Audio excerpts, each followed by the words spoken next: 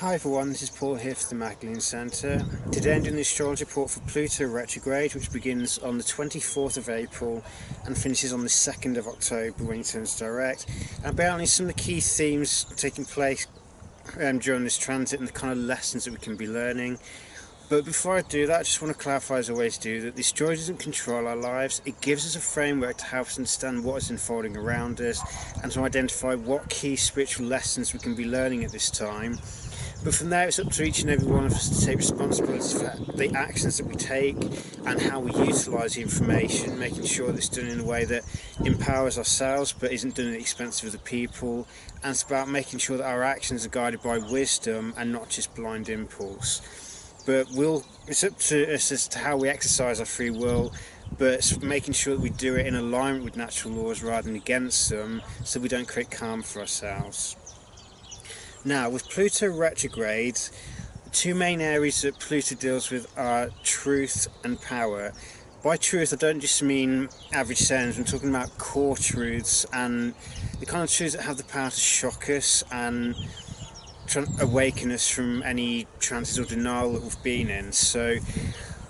when Pluto turns retrograde, it's time we look at our own lives and our own relationship with truth and our own relationship with power. And in terms of the truth, it's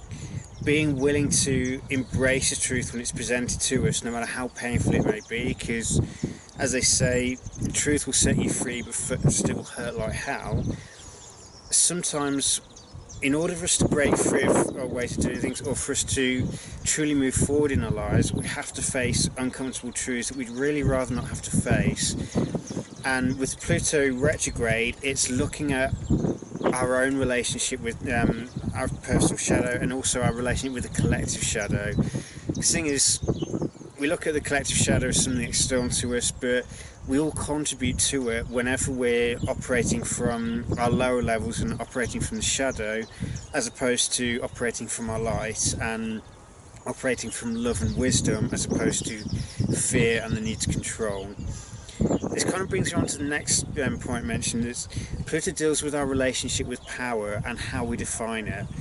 Now, if we see power as something that's external to us, we may either reject it and play victim to stay feeling inadequate and avoid taking responsibility for healing our issues and taking charge of our own lives, as opposed to utilising a lack of responsibility and being victimised by other people's exercise of power to justify our own inadequacy or playing small. On the flip side, we may see power or equate power with control and seek to dominate other people or manipulate them into doing what we want. Now, this may work temporarily, but it will reap karma for ourselves. And is it really worth bogging ourselves down with more karma when to truly empower ourselves, we have to shed karma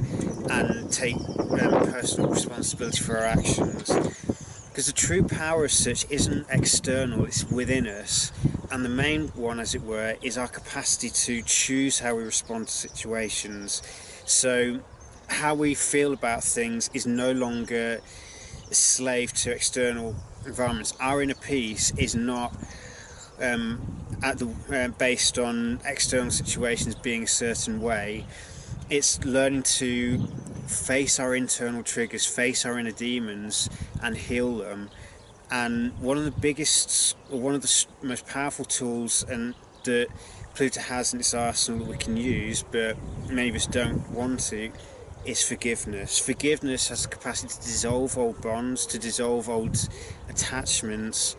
and liberate our minds so they can heal and move beyond old dynamics to embrace a new, more empowered dynamic where the trigger is deactivated, so the same situation occurring in the future can no longer have any power over us, because we have that inner power that allows us to choose how we respond to situations. So with Pluto's retrograde, this is the time for us to be honest with ourselves, and when situations emerge that trigger us in some way or elicit a kind of fear-based or anger response,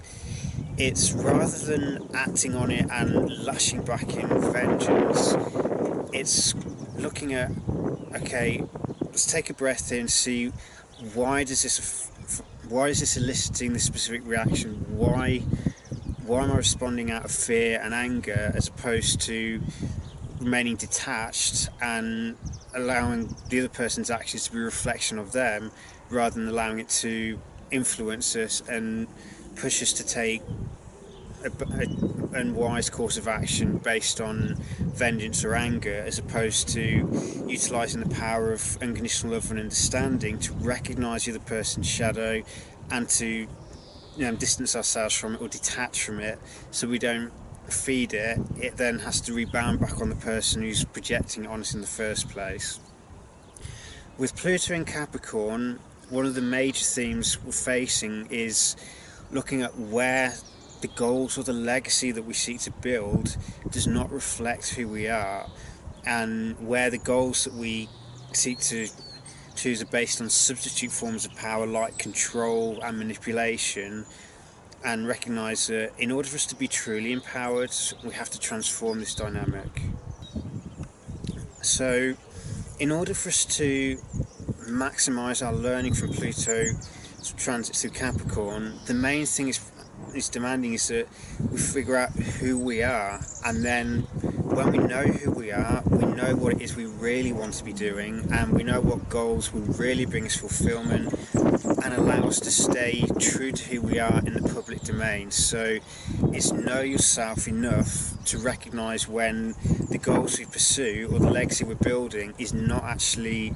a reflection of who we are. It's driven by ulterior motives around control and seeking social acclaim or building a specific reputation because we think it will bring us fulfillment.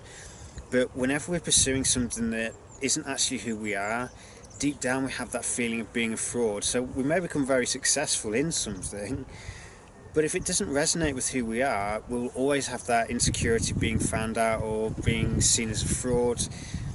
and we may go to increasingly desperate measures to try and assert dominance or assert authority in an area that isn't where we're supposed to be in the first place. So this is a time to really be honest with ourselves and look at what it is we're pursuing and actually ask ourselves, is this right for who we are? If it is, great, because if we're doing something that's right for who we are, it fills us with that passion and we don't see it as work, as it were. We love it that much, and we easily pour our energy into it because it resonates with who we are. It's an external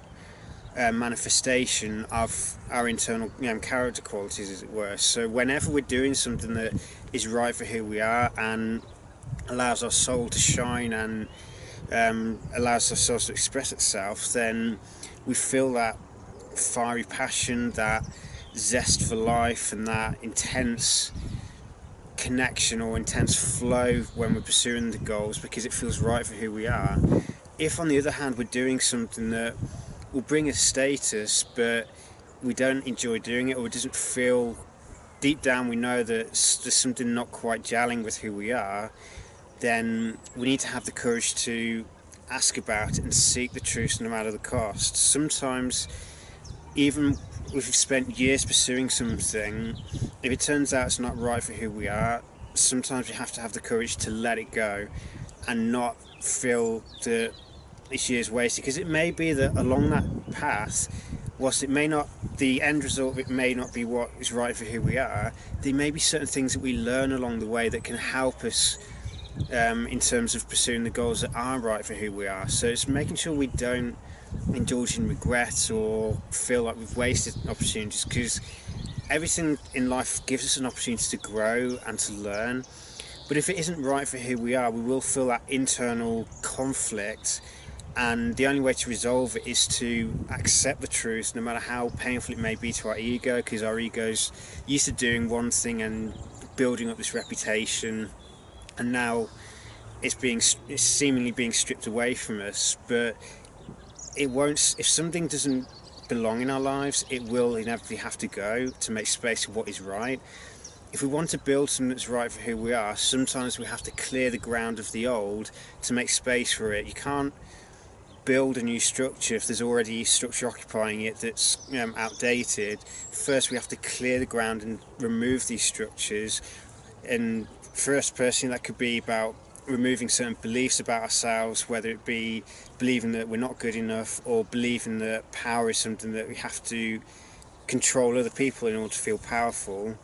and instead remember that true power is something that comes from within us, and it's something that when we exercise it correctly, it will also serve to uplift other people, because true empowerment should also serve to empower other people in the process, because an empowered individual seeks to radiate the kind of quality of spirit that uplifts other people and encourages them to empower themselves as well. And it's about that mutual empowerment and that capacity to break beyond power dramas and power and control,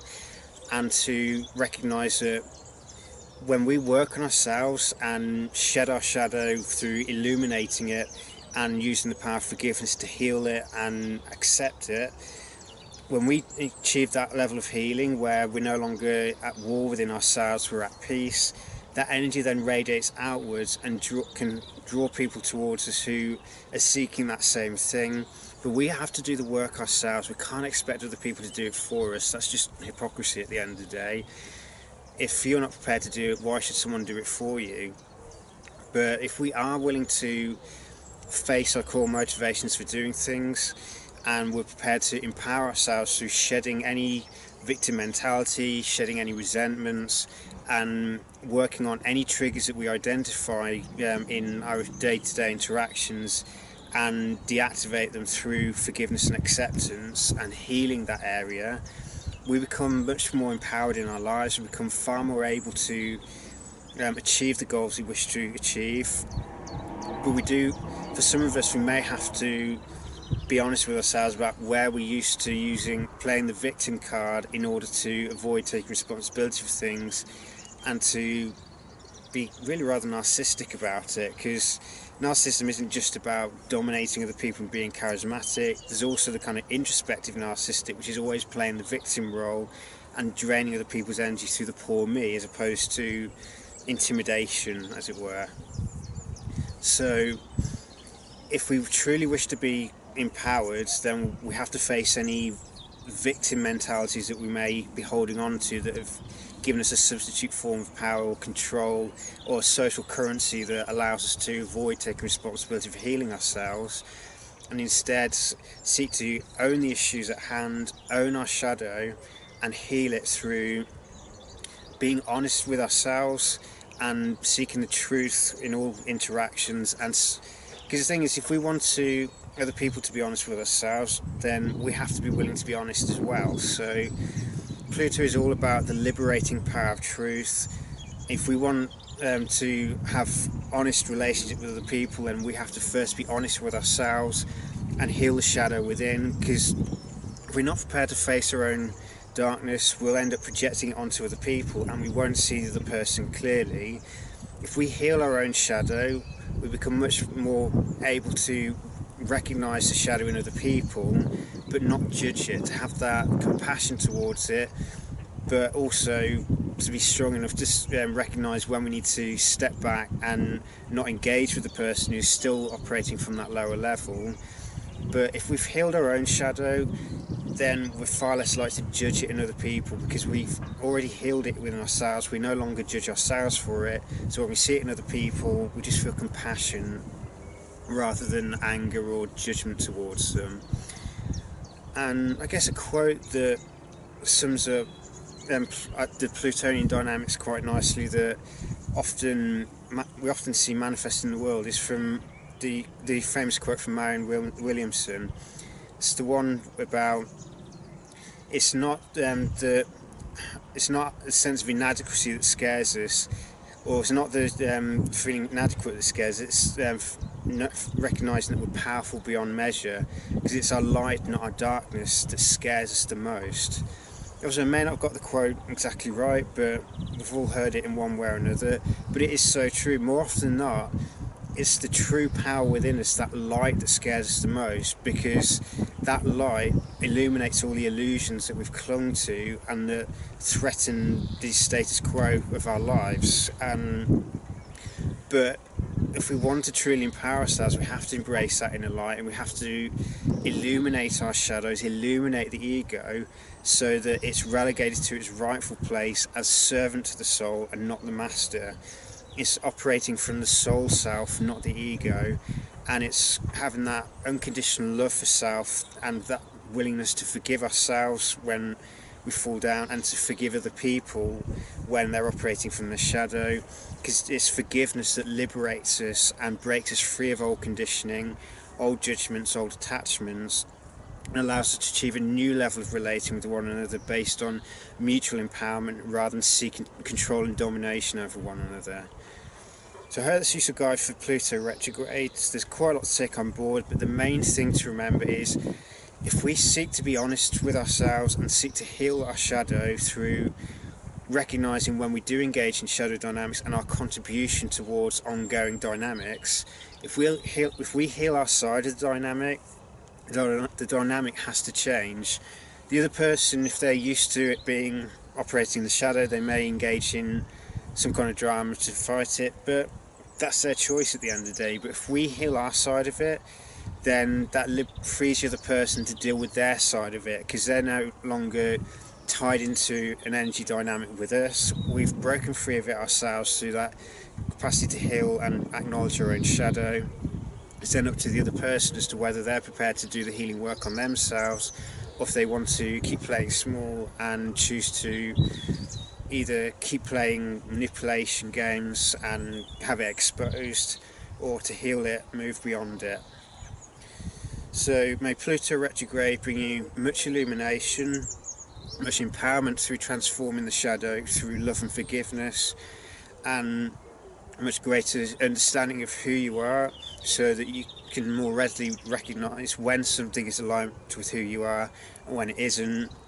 and have the courage to make the changes necessary to let go of the old, no matter how long we may have invested time into it, and embrace something new that does excite the soul, does ignite the soul passion, as it were, and allows us to empower ourselves and at the same time empower other people through utilising power for the greater good and not just for self-aggrandisement. So may Pluto retrograde bring you many blessings. Take care.